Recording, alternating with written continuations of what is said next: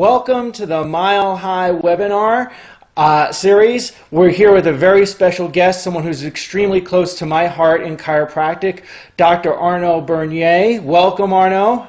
Danny, thank you so much. I'm very excited to do this with you, and I'm very grateful for everything you're doing in chiropractic these days. Oh, thank you so much. We're delighted to have you at Mile High, August 22nd to 24th, just outside Denver, Colorado. And you can find out more about that at www.milehighchiro.org.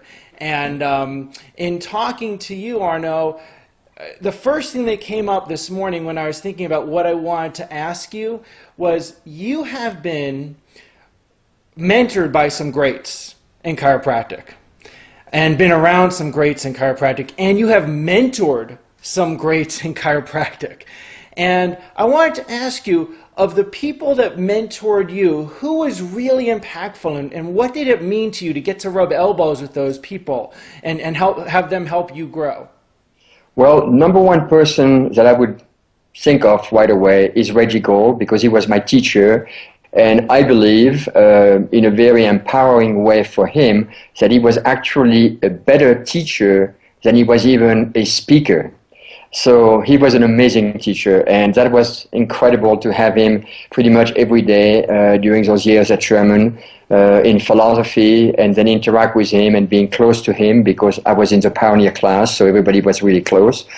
Then the second person will be Tom Gilardi, who became absolutely an anchor. He was unwavering in his principle and so strong in the philosophy, and had a vision that was very clear, so it impacted me enormously. Then I would say that for a period of time, Guy Rickman, when he was teaching philosophy at Sherman, with Joe Felicia, were also impactful to some degree. And I have to say that I have to refer to Donald Epstein, because for me, and I mentioned it many times, that Donald Epstein has been to chiropractic, in my view, what Einstein has been to physics. He has opened up a world of understanding, a paradigm that was not available to the profession until he came onto the scene. So those are the people that really impacted me very much in chiropractic. You know, it's very funny that you say that, because, and I'll just say this briefly, the first time I met you, I mean, I had only met Donnie Epstein briefly, only about half a year, and going to my parents' wedding, and I'm in this house. I didn't know much about the chiropractic culture, and I'm in this house in Pennsylvania with this Frenchman who's a chiropractor doing a wedding, and there's a Jewish man from Brooklyn, and he's a chiropractor, and I'm like, is this legal? What's going on here? Yes, that was an epic wedding, an epic time. I remember the driveway, like an hour before the guests arrived, was covered in a quarter of an inch to half an inch of pure ice from an ice storm. And we had to try to pick that out so that people could come up the driveway, which was a long driveway. So anyhow, it was pretty epic. You know, and I had breakfast with Jay Kamarick a few weeks ago. And I remember I was 18 at the time. I had breakfast with Jay Kamarick a couple of weeks ago, and he said, "Oh, I was there," and I had no idea he was there because I didn't know who he was back in that day. Yeah, you know, absolutely. Jay and Teddy Zaire, Jay Kamarick and Teddy Zaire were close friends of mine in New Hope, Pennsylvania. Right. And then when I moved to Durango, Jay came, and then Teddy Zaire came. So funny that we're all back in Colorado, and we were all. I know. It's interesting, and I, you know, when all that dawned on me was part of why I wanted to do this event, you know, and start to had a different vibration from the center of the country, move out from Colorado. Now, I want to ask you this: for you, why was it important to be around these kinds of people like Tom Gilardi and Red? Like, what did that give you? They gave me impeccable foundations. And I believe, and I stated over and over in many of my public speaking and seminar, that inherent to the foundation resides the subtlety of mastery. And they gave me a rock-solid foundation, which allowed me to grow vertically rather than divert horizontally in chiropractic and confuse the issue. And a lot of people say, oh, if you are strong in philosophy, you have a limited view of practice, or you have a narrow scope of practice. And I do not believe that is correct at all. To the contrary, I think you can grow vertically and have a very broad view of chiropractic, because it encompasses every single human being that you can run into, potentially a client and a person that you can impact in chiropractic, not only through the adjustment and clearing their nervous system, but also through the philosophy to impact their consciousness, their paradigm, and their belief system. Yeah, absolutely. And let me ask you this: you've been very vocal. I've been very vocal about a lot of problems in chiropractic, and you can look at those, and there's tons of them. And there's a place, I know, in terms of healing and growth, that the more you look at those problems, the more problems there are, versus you look where do we want to take the ball, where do we want to go. Where would you, if we focus on that, where would you love to see chiropractic go as a discipline, in the educational and practice? Where would you like chiropractic? What would be your vision of that?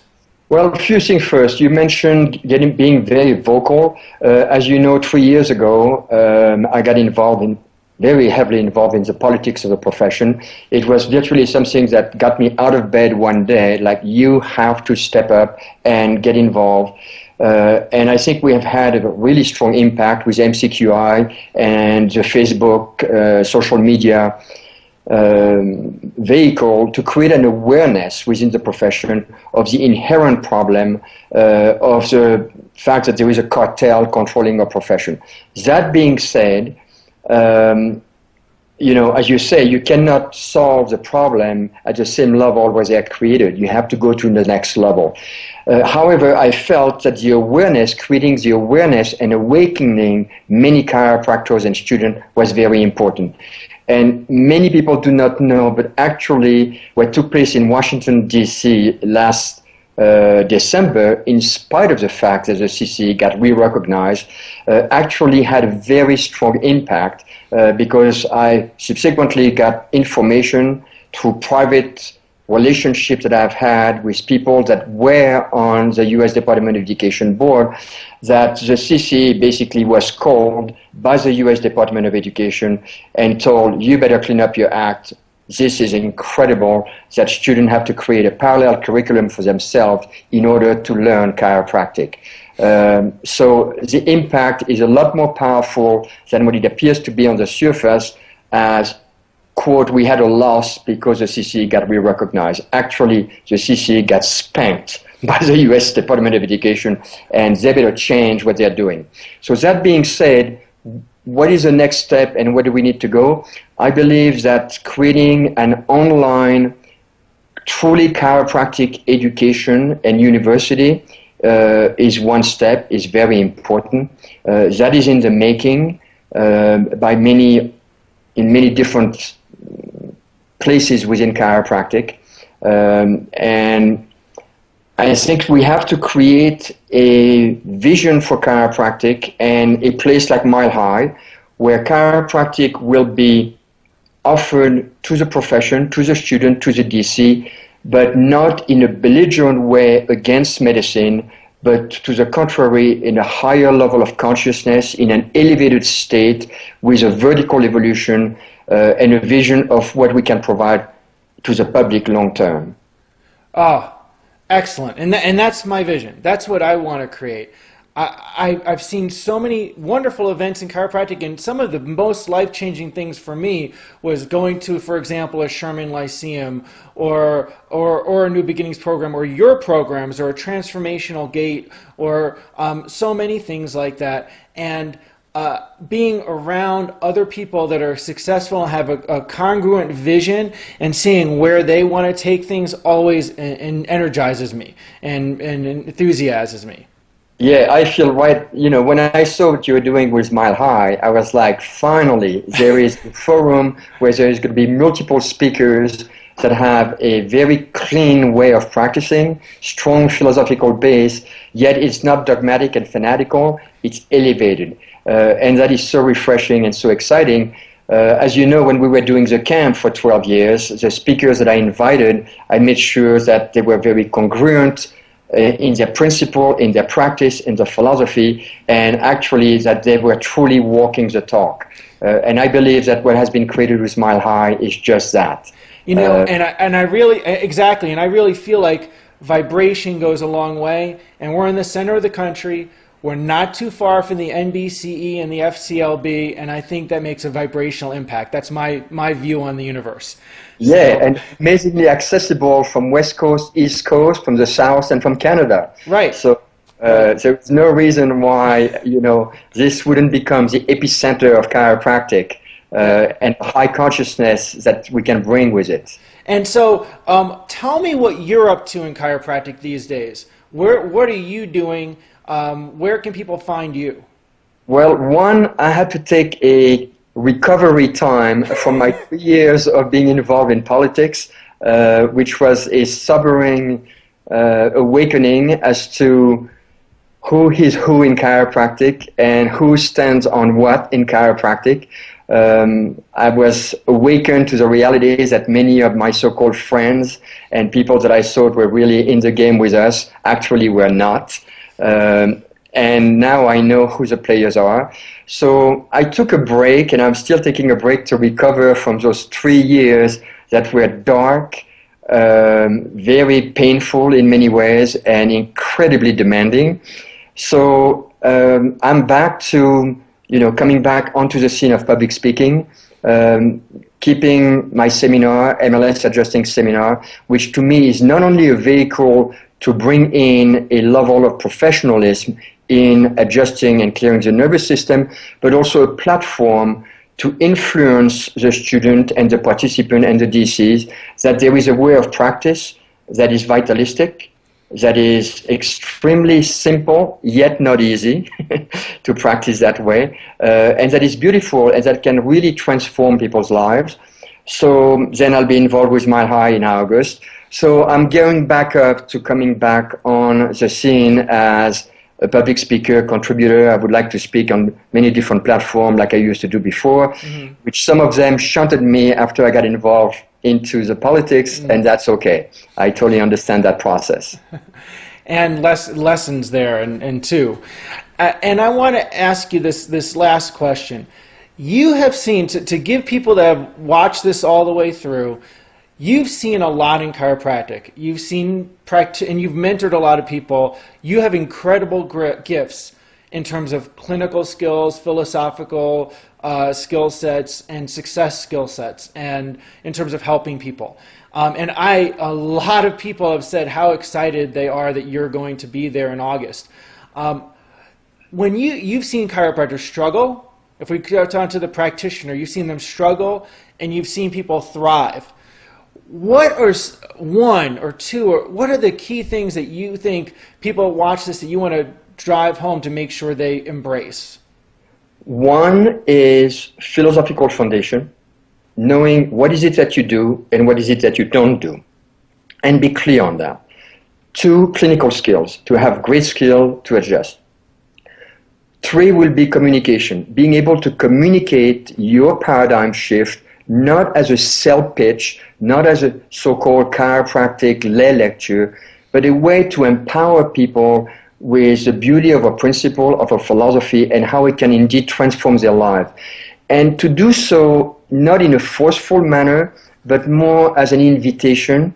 And I think when we present it that way, in an honest, authentic invitation offering to the public, not everybody will grab it, but most of them will. And that creates an enormous transformation in them. The last thing that I think, or a few more things that I think are important, is great business, simple business system, but great business skill as a back end of it, not as a forefront, as the back end of it.